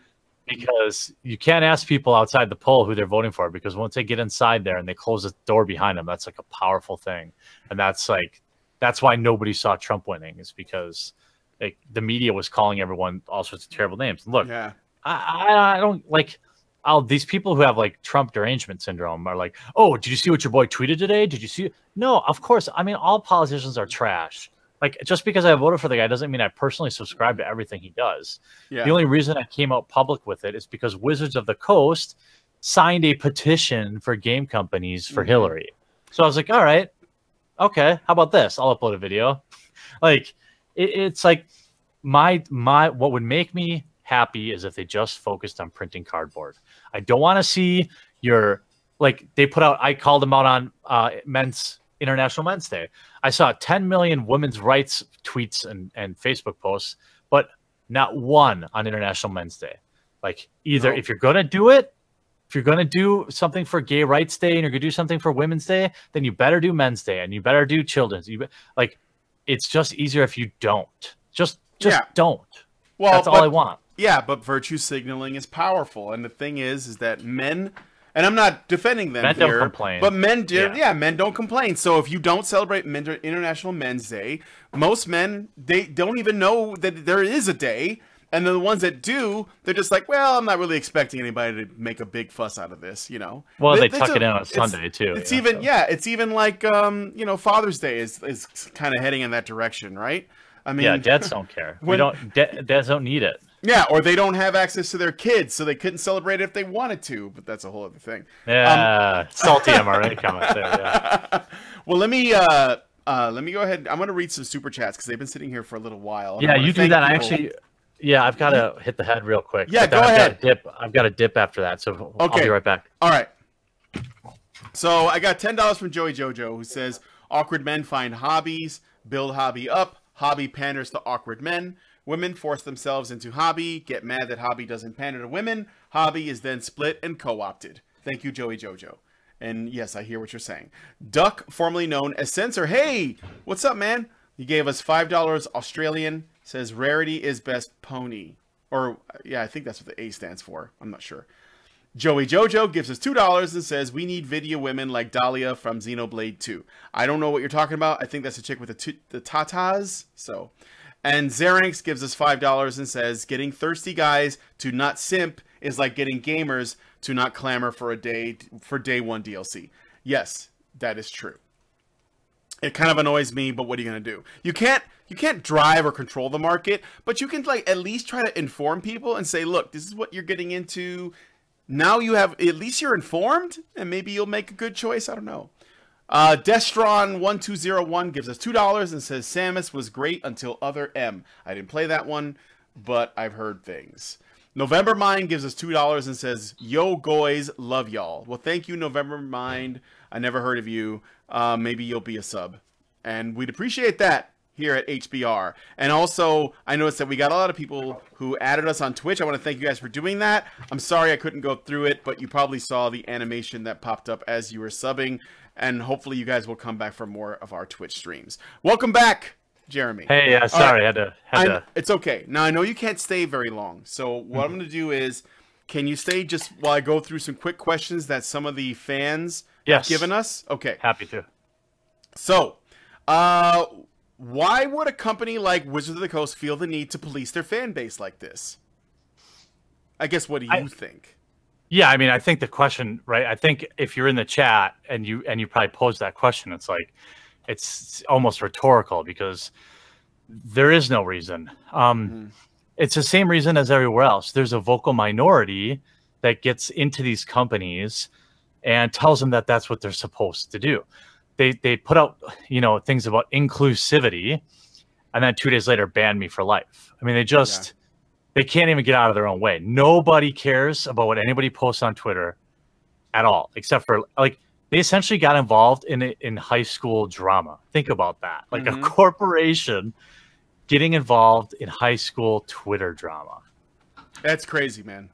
It really is. I mean, but like a lot of the other companies are guilty of doing it too. Do you remember when Marvel, well, like the people at Marvel, the SJWs there, I think they got Stan Lee to make a PSA. Yeah. Oh my God. They were like holding a gun to his head to do it too. He looked so uncomfortable. He did. He was just like, what do you want me to say? Like, you know, and they just like put this, tell everybody how Marvel's inclusive. And he was like, okay. And then he did it. And people were like, this is really stupid. Like, nobody disagrees with him. He's making the statement that no one disagrees with. It's that I don't want to even poor old Stan Lee, who's like 100, is like, like you said, this doesn't even need to be said. Yeah. Like it, but there he was. Yeah. Exactly. Anyway, all right. So next question: if Wizards of the Coast demanded a formal I'm sorry.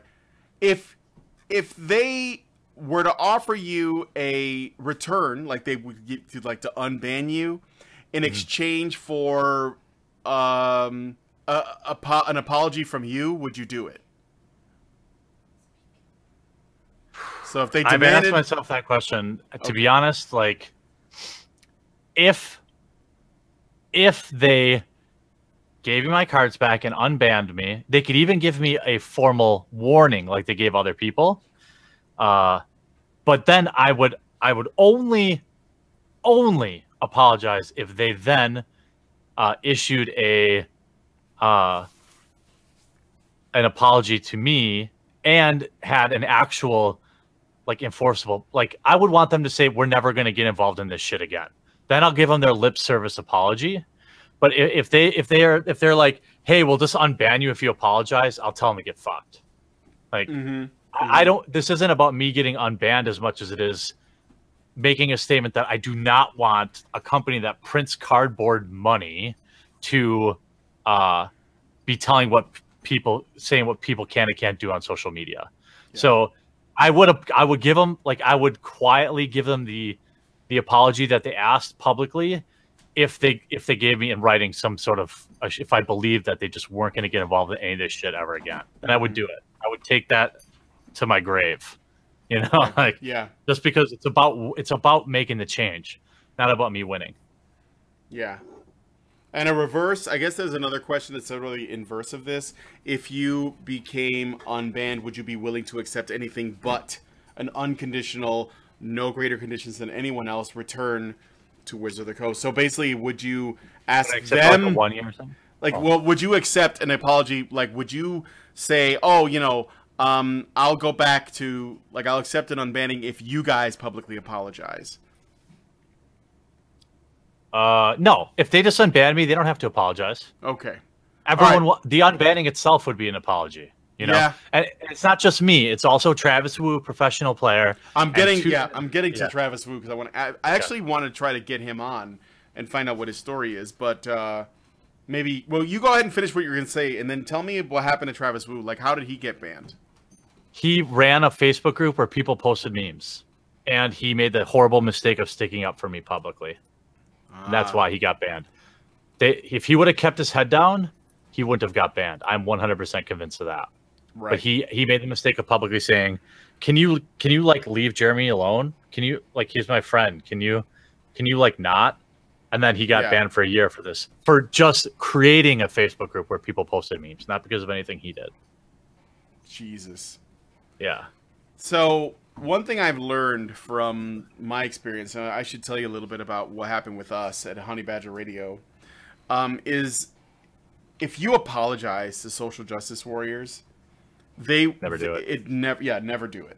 Never. Yeah. Now, Wizards of the Coast, maybe they weren't acting ideologically. Maybe they were thinking of this from a business perspective. Maybe they got the idea that if you stayed with them, they would lose more money if you stayed than if you left. And maybe they made like a purely, pragmatic choice. I don't know.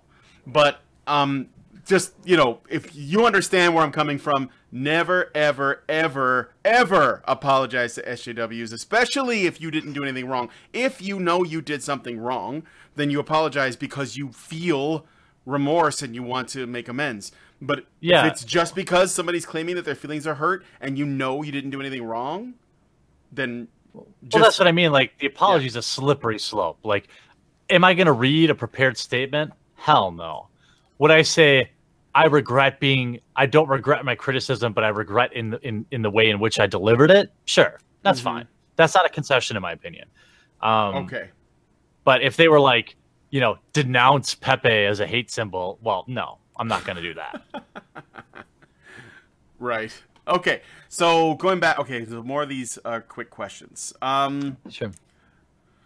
Let's see. Someone just made a comment saying, I don't get where Wizard of the Coast has the balls to punish Jeremy for activities outside of their platform and e-services by cutting him off like that. On top of that, wasn't there some weird stalkery shit going on where they're like looking at people's social media? Yes. And examining. It's still going on. Yeah. This is still going on. So this has nothing to do with their product or their customers. This is all about what people who, I guess, consume their product are doing in their personal lives. It's really fucking weird. It's like creepy. Yeah. So there's a video that you just made, and you guys should go check out his channel. I put your Twitter and your YouTube channel in the low bar. I also put a link to the petition, so you guys should be getting some signatures on. Yeah, I mean, it's just, if you're gonna sign it, know that I know it's not gonna necessarily change their mind, but that I think the petition with, it's almost at 15,000 signatures or maybe more at this point. Like, it's a headline. That's what I want. Like, normie media will like, if I send an email, Neckbeard gets digital magic card collection stolen, or if I send an email that says 20,000 people boycott Hasbro in busiest month of year, which one's going to get picked up by Fox, or whatever. Right. So it's a strategic thing to get as many signatures as I can. Sure. I'm under no illusions that the signatures will change their mind. But if it hurts their wallet and it hurts their rep, then that might, right? They don't want CNN running that article this week. They don't. They don't want anybody running that story. CNN's not going to run it. They're too busy thinking about how many Diet Pepsis Trump drinks in a day. Yeah, that's true. But maybe, but maybe Fox like Ian Miles Chong might take notice, or some of the One Angry Gamer, and that might spread to like the larger site like Fox, for example. Yeah. So yeah, Tim Pool reached out to me. So, and I know like he could connect me with a guy like Tucker. Yeah, I know these are all like pie in the sky, but it starts with a big number in that petition, and then I can say, here we go. Like, now, once that thing hits 15,000, then I'm going to start sending it out to news outlets. Yeah. Like, anti-consumer behavior, read this. I think that gets people's attention. So people, a lot of what I'm getting in terms of questions has to do with legal recourse. And I know that you mentioned that, you know, it would be too expensive to get a bunch of lawyers for what, like a couple $100 or something that you... Yeah, it's really not worth suing them for my digital collection. However, I have a plan that is worth suing them for, and that is essentially I've started collecting dirt on everyone who, by their definition, harassed me in the same way. So, like, their employees published I swear I'm not kidding, published a guide on how to false flag my Patreon. Like, employees of Wizards of the Coast did this. So, I have all the screenshots of that, and I have reported them. And when they start not banning them, as we all know they won't, now I have a case. Now I have discrimination. And there was a guy who, wasn't there a guy who, I mean, posted a map to my house. Yeah, put a map to your house with directions on how to get there and shit. Yeah. So these people have all been reported, and when they don't get DCI banned, and they won't, now we're talking about some serious corporate discrimination. Yeah. So, you know, they should have just shut their mouth. So now I'm going to probably report at least 75 people by the end of the week. I've asked people to send me all the evidence. I have all the receipts in my email, and then I'm going to sit back and wait. And when they don't ban them, now we're gonna be having a different conversation. If they do ban them, then I guess what can I say? Then I don't. Then okay, fine. Then this is what you chose to do. You chose to be the internet police. And I'm going to make you regret that decision by having to do 10 investigations a week for the rest of time. Yeah. Yes, and they did all that because a cosplayer cried over you. A cosplayer, yeah, they did all that because a cosplayer lied about me. Lied, right. Yeah. And, of course, you know, the thought magic is strong, so the people that came to her rescue, tipping their fedoras the whole way, essentially just made the problem. That didn't have to be a problem, took a controversy and made it to a controversy. Yeah. Here's what's a funny... Yeah, Tom, that's right. Make them live by their own rules. That's what I'm doing. I believe that is a rules for radicals method. Yes, but yes. That's what I'm doing. This is how you defeat them. And you know, oh shit, what was I going to say? I feel like I was going to say something pretty prolific. Profound statement incoming. Yeah. What did you say? What did we say right before? I was talking about the thought magic. So, the White Knights came and essentially they took a non-controversy because it was come from a lie and turned into a controversy. Yeah. And here's what I said before they ever banned me. Let me write the statement for you, and this is a good. And sorry, I got a dip, but I've got another show to be on. Who are you gonna? Well, that's okay. I'm gonna be on Hard Bastard right after. Oh, that's right, Aiden. I was just talking to her about that. Yeah. Okay. So here's how I want all corporations to deal with this for the end of time. We hear your complaints. However, we have, you know, our business is hard, and making magic isn't easy. And as a corporation, we have a policy to not get involved in social media matters. If it's something that happens in real life at one of our events, we will be involved, you can assure, with the strictest of penalty. But we're not going to get involved in social media. Done. Done. Then nobody says anything. It all goes away. They're salty about it for like 2 days because we all know SJWs have really short attention spans. And like they're just done with it. Instead, they waited 2 weeks when everybody forgot about it and then banned me. Yeah. They should have just let it die. Everyone already forgot about it. I'm sorry. That sucks. Well, now I want to tell you, because I know you got to go, but I want to tell you how this is relevant to us. So 2.5 years ago, Allison, who runs Honey Badger Radio, Allison Tiemann, this is her baby, okay? She also made comics. Uh-oh, my dog's getting excited. Jojo, shut up. She also makes comics, okay? And she bought a booth at the Calgary, which is in Alberta, the Calgary Comic Expo. Cost her thousands of dollars, not only to get the booth, but also to build, get all the stuff to build like a display for the booth, okay? And she decided that while she was there primarily to sell her comics, she wanted to show some support for Gamergate and she wanted to get all the other Badgers up. So, you know, we raised some money to fly the Badgers up. Me, Mike from the UK, Dr. Ranamakam, Anna Cherry, and her man Shiva, and Hannah from Ohio. Anna Cherry came from California. Karen came from Edmonton. Everybody, right? And this is the first time we ever got to meet each other in person, too. It was like something we wanted to do. So, spend all the money to get everybody up there to Calgary Expo, and while her booth there was primarily for selling her book, we also thought we would tell everyone that, you know, of our listeners that we were going to be there if they wanted to come and meet us. You know, we would be at the Calgary Expo, and this is where our booth was at, because we wanted to meet the people that watch our show. And on the first day, we had a giant poster that was essentially very simple. It has like a bunch of honey badgers on it, and it said, you know, fighting against censorship or some message along those lines. And it had the Gamergate logo. Didn't say Gamergate, just had the logo on it. So the only way you would know that it was related to Gamergate is if you knew what Gamergate was, right? It didn't read Gamergate anywhere. And other than that, there were honey badger paraphernalia, like posters and stuff, and there was her comic, and that was it. And while we were there on day one, Allison spent thousands at this point. There was a panel called the Woman in Comics panel that was going on. Allison wanted to go to it. She wanted to see what it was about because she herself was a woman in comics. So she goes to this thing, and she brings Sage Gerard, who was one of another one of these, you know, YouTuber MRAs that I'm friends with, and they go to this thing.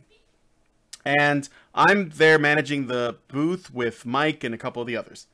While Allison's at the panel, there's a discussion topic. So basically, it's all these women, and it's not really a woman in comics panel. It's more of a feminists in comics panel. Right, it always is. Always, right. And they're up there complaining. That's what they do. They're just complaining.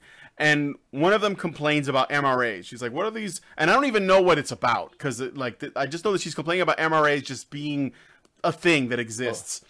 And there's a problem apparently. And Allison stands up and she says, "I would like to field that question if that's okay," right? She offers to field the question, and they say, "Sure, go ahead." And so she says, "I am a men's rights activist, so you can take it out on me if you have a problem with MRAs." And then she explains that the reason why she doesn't like feminism is because it turns women into victims and men into monsters, essentially, right? Yeah. But she does it in a really respectful way. And it actually starts a dialogue. So this panel was really boring. It was basically just a bunch of, you know, feminists on a stage talking at an audience, and it was not a discussion.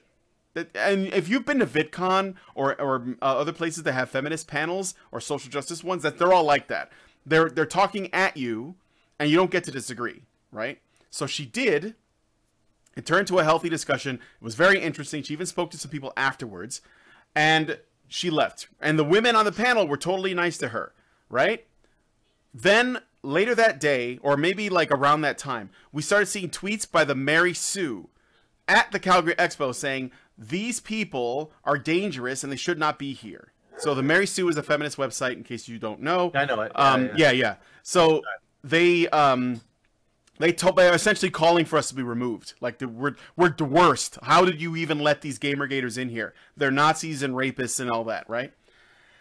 And so the first day is fine, but we did notice that the Mary Sue was not happy with us, and they actually photographed our booth.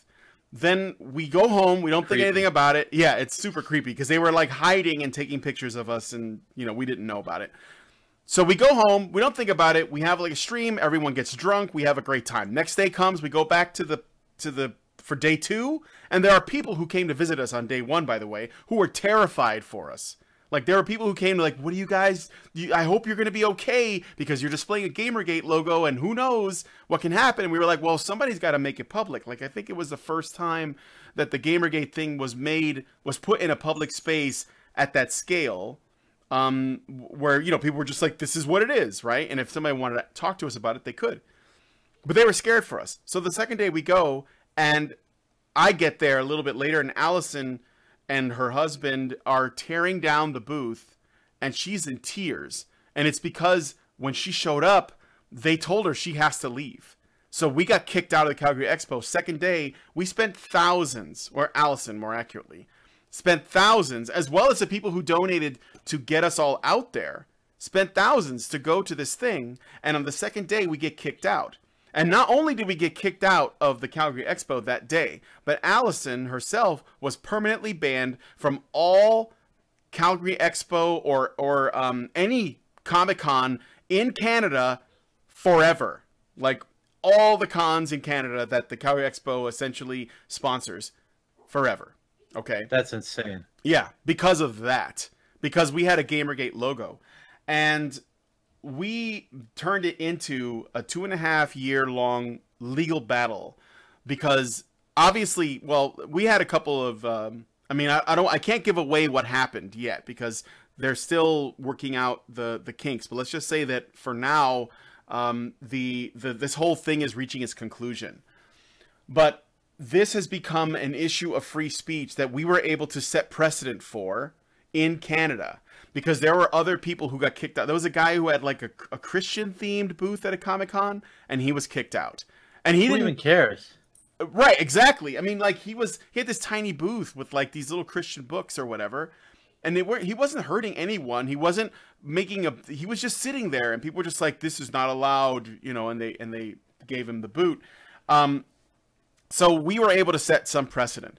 But the main thing is that when I saw what happened with you and this permanent ban that came from, you know, like this on high sort of a corporate source, I thought this is a lot like our situation, except that we were fortunate enough that we were able to, we had fans that were willing to support us to get through this in a legal way, because what we're trying to do, we don't care about the money that much. Okay. For us, it's about getting the Calgary Expo and the Mary Sue to admit that they were wrong, because they were, especially the Mary Sue.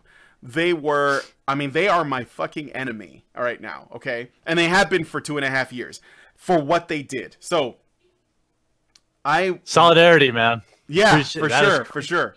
And I want to talk more about that maybe offline sometime. Yeah. It's very, I feel like that's a really deep story, and I've got to jump. You gotta go. Okay. I don't want to take up this show went on longer than I expected. Normally Fireside Chats are like an hour, but it was so interesting I didn't want to just take off right away. So I want to thank you, Jeremy, for taking the time to come on. Tell Hard Bastard and Aiden that I'm sorry I kept you. All right. But I think they'll understand. So, and I want to thank you guys for watching us on the Fireside Chat. If you're watching from Twitch or YouTube, please consider subscribing to Honey Badger Radio if you're new.